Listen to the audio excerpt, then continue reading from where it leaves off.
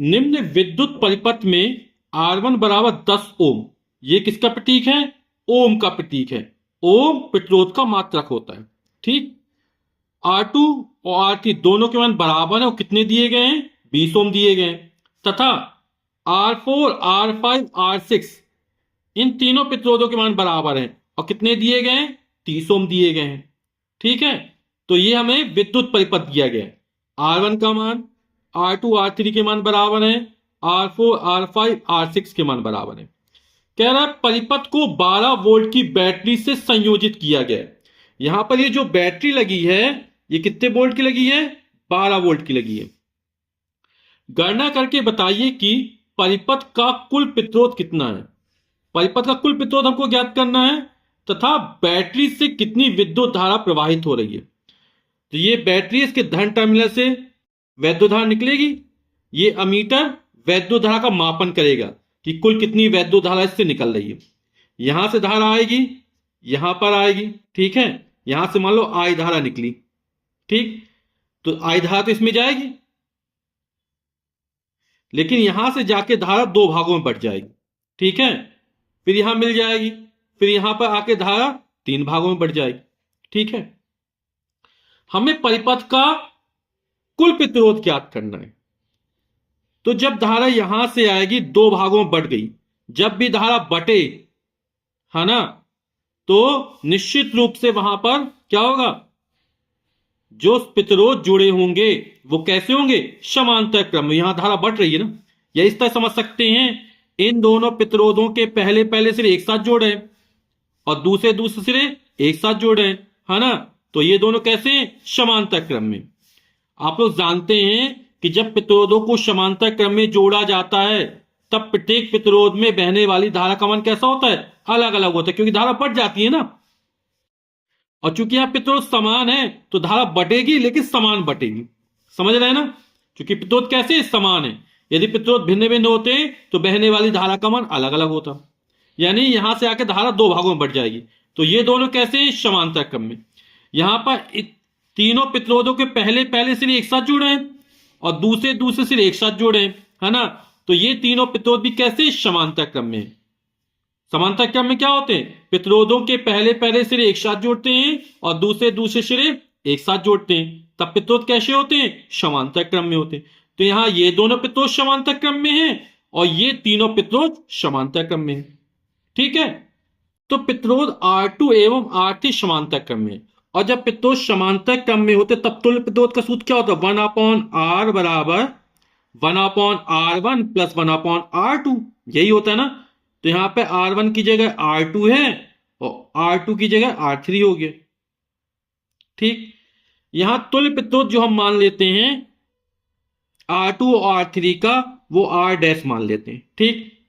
मान रख दो। तो 1/R2 का मान कितना दिया गया है? R2 R3 दोनों के मान बराबर है और 20 ओम दे रहे हैं। ठीक। तो यहां पर 20 ओम रख दिया R2 का मान, प्लस 1/R3 का मान भी 20 ओम है। लघुत्तम आएगा 20, कितना? 1 + 1, है ना, यानी कितना हो जाएगा? 2/20। ठीक। 2 1 कम 2 दाम 20, यानी 1/10 हो जाएगा। तो 1/R डैश बराबर 1/10 है ना। तो दोनों का व्युत्क्रम कर दो, तो R डैश बराबर कितना निकल आएगा? ये निकल आएगा 10 ओम। इसी तरह R4, R5, R6 समांतर क्रम में, तो इनका तुल्य प्रतिरोध हम R डबल डैश मान लेते हैं। तो ये हो जाएगा 1/R4 plus 1/R5 plus 1/R6। R4, R5, R6 के मान कितने? 30 ओम दिए गए, तो सबका मान रख देते 1/30 प्लस 1/30। R6 का मान भी 1/30। लघुत्तम कितना आ जाएगा? 30 आ जाएगा। तो ये हो जाएगा 1 + 1 + 1, यानी हो जाएगा 3/30। 3 1 कम 3, 3 धाम 30। तो 1/R डबल डैश का मान निकला 1/10। क्रॉस मल्टीप्लाई कर देंगे, तो R डबल डैश बराबर हो जाएगा 10 ओम। अब यहां पर इन दोनों प्रतिरोधों के स्थान पर R डैश जो तुल्य प्रतिरोध निकला वो लगाएंगे, और यहां पर इन तीनों के स्थान पर ऐसा प्रतिरोध प्रयोग करेंगे जिसका तुल्य प्रतिरोध आर डबल डैश हो, और आर डबल डैश के मान के 10 ओम निकले, है ना। तो इन दोनों के स्थान पर 10 ओम का प्रतिरोध लग जाएगा, इन तीनों के स्थान पर 10 ओम का प्रतिरोध लग जाएगा, तब चित्र कुछ बदल जाएगा। R1 ने पहले से दिया था, आर डैश का मान 10 ओम रख दिया, आर डबल डैश का मान 10 ओम रख दिया। अब वैद्युत धारा जब यहां से चलेगी, आई धारा, तो जो धारा इसमें जाएगी वही इसमें जाएगी, वही इसमें जाएगी, यानी तीनों प्रतिरोधों में बहने वाली धारा कैसी रहेगी, समान रहेगी, है ना। आप लोग जानते हैं जब प्रतिरोधों को श्रेणी क्रम में जोड़ा जाता है उस समय प्रत्येक प्रतिरोध में बहने वाली धारा का मान कैसा होता है, एक समान होता है ना।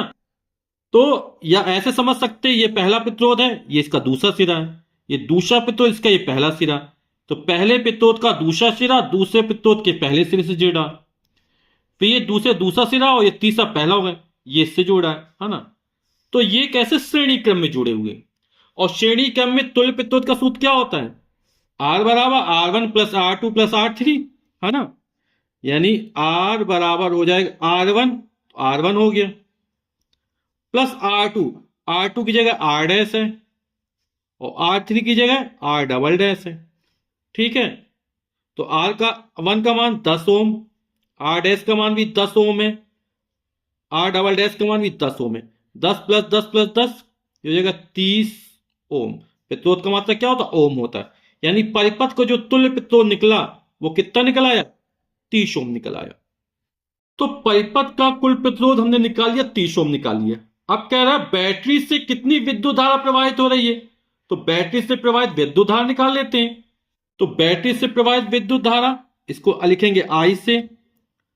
ओम के नियम से आप लोग जानते हैं V बराबर क्या होता है, IR होता है, तो I बराबर क्या हो जाएगा, V अपॉन R हो जाएगा, ठीक। परिपथ की वोल्टता, है ना, या सेल की वोल्टता, विद्युत भागबल कितना दिया गया है, 12 वोल्ट दिया गया है। R का मान कितना निकाला, परिपथ का तुल्य प्रतिरोध 30 ओम निकाला, 6 दूनी 12, 6 पंचे 30, 2/5, और जब 2 में 5 का भाग करेंगे तो कितना आएगा, 5 चौक भी 0.4, और वैद्युत धारा का मात्रा क्या होता है, एम्पियर। तो बैटरी से प्रवाहित वैद्युत धारा को जो मान निकलेगा वो 0.4 एम्पियर निकलेगा, और यही हमारे आंसर हो जाएंगे, ठीक।